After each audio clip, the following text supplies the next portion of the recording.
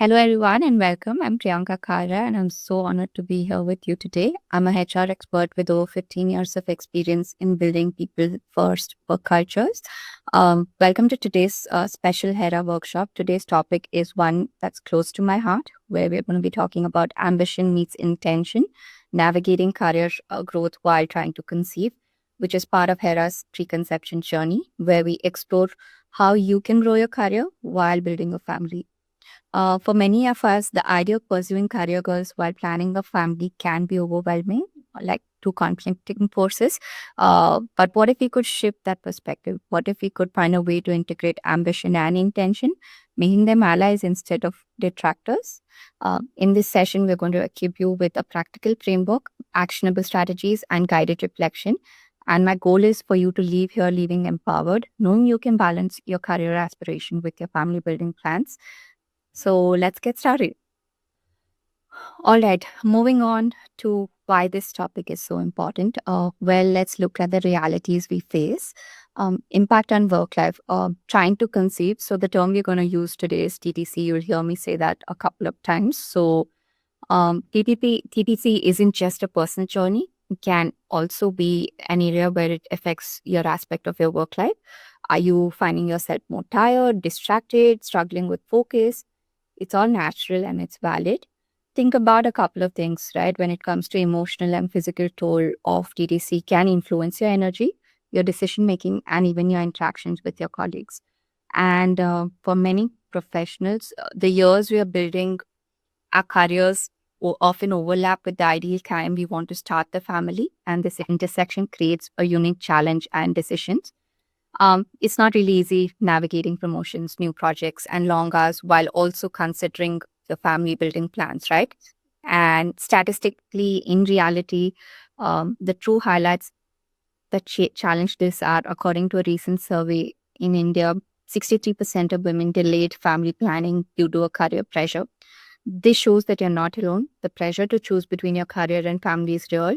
And finally, it's also the consequences. Delaying without a strategic plan can lead to regrets, burnouts, or health trade offs. That's why it's crucial to be proactive when you're thinking of conceiving.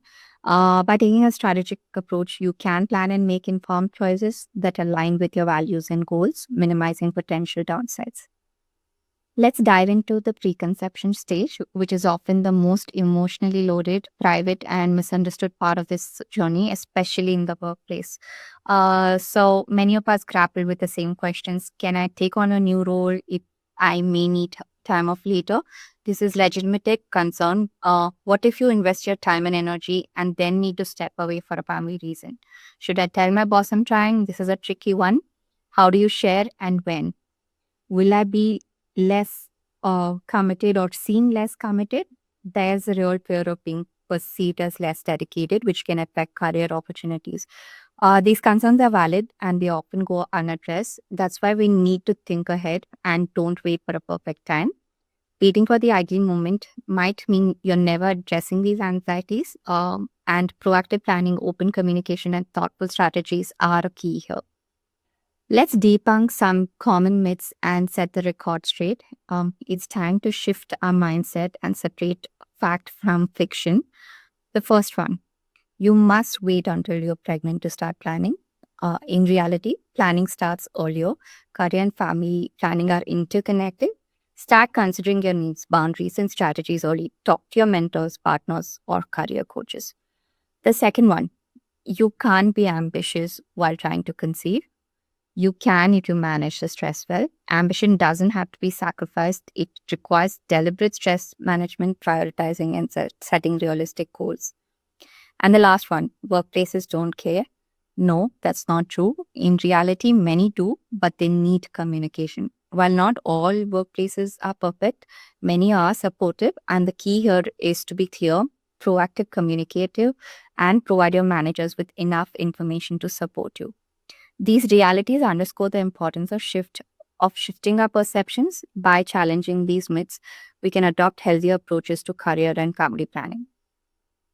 Now, let's address one of the biggest challenges, managing stress during the TDC journey. workplace stressors, long hours, unmanaged deadlines, and the constant pressure can intensify stress levels. This is especially challenging when you're dealing with the emotional and physical demands. Physical impact, poor sleep, multitasking, and the invisible emotional load all take a toll.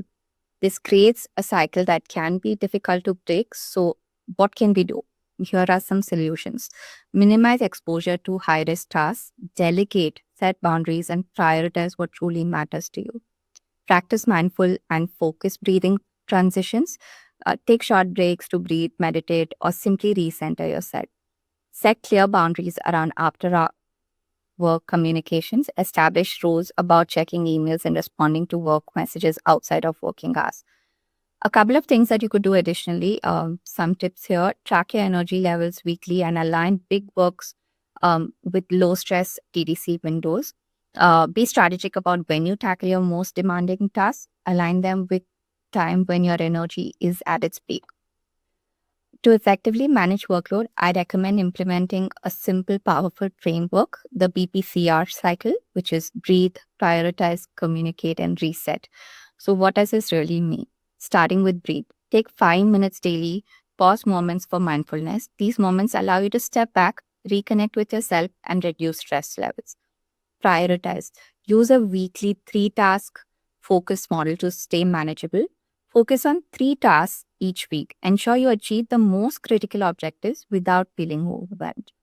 Then, the next one is communicate. Share challenges early with your managers and team. Open communication is key. Let your managers and team know if you're struggling or need support. And the last one is reset. Ensure you take regular breaks to recharge and disconnect from work. Engage in activities that bring you joy and relaxation.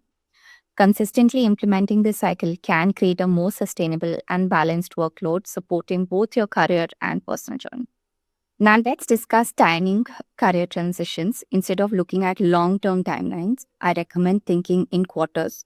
Ask yourself, is this the right quarter to pursue a promotion or take a new project? What will life look like in 6 months from now? These questions can help you align your career and family building goals. And here's a role readiness matrix to guide you. If you're looking for a promotion, if you're early in your TTC stage, a promotion may be feasible with added flexibility. Relocation. If you're actively looking at a TTC, support would be needed. So consider when you're looking at relocating for a role.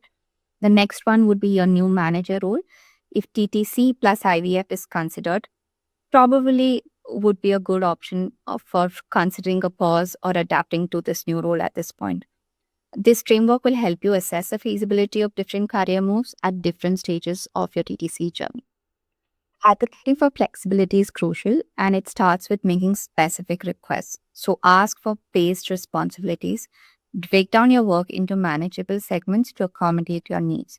Balance remote and in office work to reduce stress, and ensure you have ample time to transition into new responsibilities. When you're seeking flexibility, don't just make vague requests, or clearly define what support looks like, specifying your deliverables and deadlines. And by setting expectations, you can create a clearer and a more supportive work environment. So let's talk about communicating with your leadership, why it matters, and how to approach it. The key is to advocate for yourself without feeling you need to over disclose. It starts with understanding your right. You don't have to disclose everything, but you can advocate for yourself. Consider using a health focused approach. I'm entering a health focused phase and would like to discuss ways to maintain high performance with some flexibility.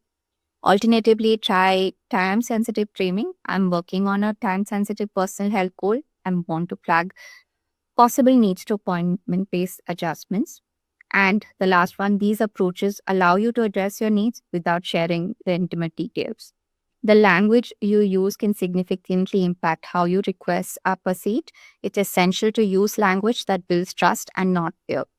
And some of the recommendations which would be here would be: consider these alternatives when you're sharing some of this news. Instead of saying, I'm not sure I can handle this project, say, I want to plan proactively for how I should show up best. Instead of probably saying, I might need time off, sorry, say, I'll need flexibility for medical appointments. Or instead of, I don't want to seem uncommitted, maybe say, I'm committed and would like to co create a plan with you. By using these phrases, you're conveying commitment, proactivity, and a desire to work collaboratively.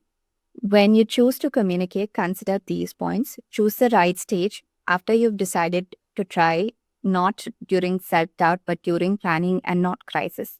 Share what you need, not what you fear. Focus on sharing what support and resources will be available to you to continue to succeed at work. Share what you can continue delivering. Emphasize your commitment and what you can reliably achieve. And remember, building trust means demonstrating your commitment to finding mutual beneficial solutions. Workplace policies can be a great source of support.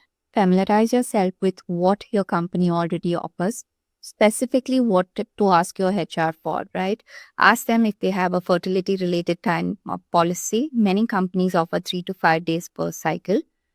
Consider asking for health insurance with infertility coverage. Look for coverage or counseling reimbursements if they have as part of the policy. The other one would be about maternity leave planning tools, access to resources, and the support for planning your leave. And also ask if the organization has mental wellness benefits and access to the same. If you're unsure, just ask. You may never know the supportive policies that may already be available in place at your workplace.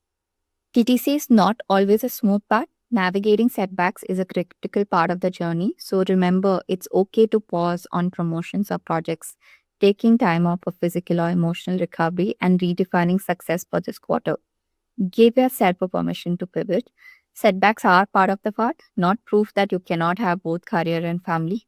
It's okay to adjust your plans, and it's all part of the process.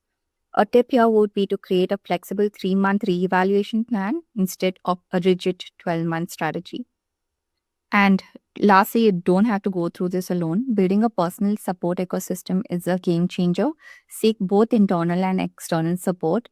Internal could be talking to a trusted manager or a team lead, speaking with a HR partner for benefits and policies clarity, talking to your peer buddies who could cover during appointments or low energy days.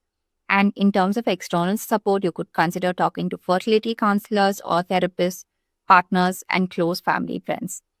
TTC specific commitments communities are also available. Example, Reddit TTC India, the Hera WhatsApp group, who could be beneficial for you to have conversations around what you're going through. Also consider identifying your support zones, people you can vent to, people who can help you act, and people who can help advocate for you. Here are some actionable steps to move forward. Self-check. What quarter feels right to shift gears professionally? What role do I want to play in my career 12 months from now? Plan a conversation template with your manager. Review the HR policies. Budget for the TTC-related medical needs. And finally, depending on the frequency, but recommended to at least pause on a monthly basis to review your TTC healthcare alignment. To sum up, here are our key takeaways. Personal and professional, TTC is not a private burden. It's a personal pace with professional impact. Secondly, growth possibility. Career growth is possible if supported by communication and flexibility. Third one being the stress management piece. Stress management is strategic and not optional. Fourth, communication. Language and timing matter when talking to leadership. And the last one being you deserve support and you can ask for it clearly and confidently. As we close today, I want you to remember this. Losing a job does not mean losing your identity.